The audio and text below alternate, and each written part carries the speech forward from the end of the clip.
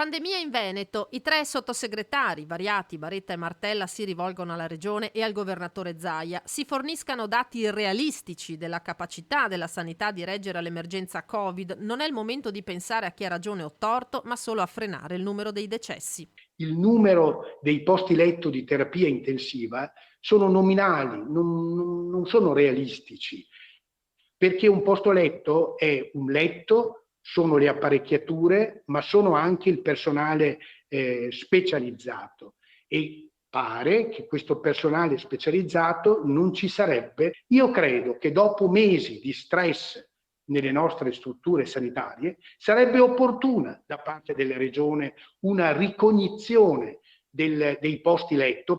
Forse è bene capire che non vi siano ottimismi, serve in altre parole trasparenza, serve responsabilità, serve realismo. Ci si attende meno polemiche e più capacità di collaborazione e di intervento preventivo da parte della regione e del suo governatore. Il governo dovrà affrontare la situazione sulla base dei parametri già nei prossimi giorni. Mi auguro che la stessa cosa venga fatta a livello regionale. Il 7 gennaio, quindi, vista la gravità della situazione, non è affatto detto che il Veneto ritorni area gialla.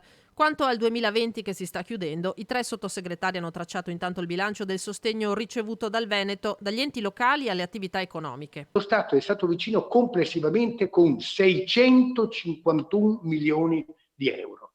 Attenzione, sono finanziamenti straordinari che vanno oltre la normale finanza, diciamo, derivata da parte dello Stato. Solo di ristori noi possiamo stimare che oltre 1 miliardo è arrivato, 1,3 miliardi è arrivato al Veneto nel giro di pochi mesi. Dobbiamo guardare al 2021 con molta attenzione, perché da un lato noi reitereremo ulteriori ristori sicuramente, ma dobbiamo anche concentrarci sulle fasi di rilancio.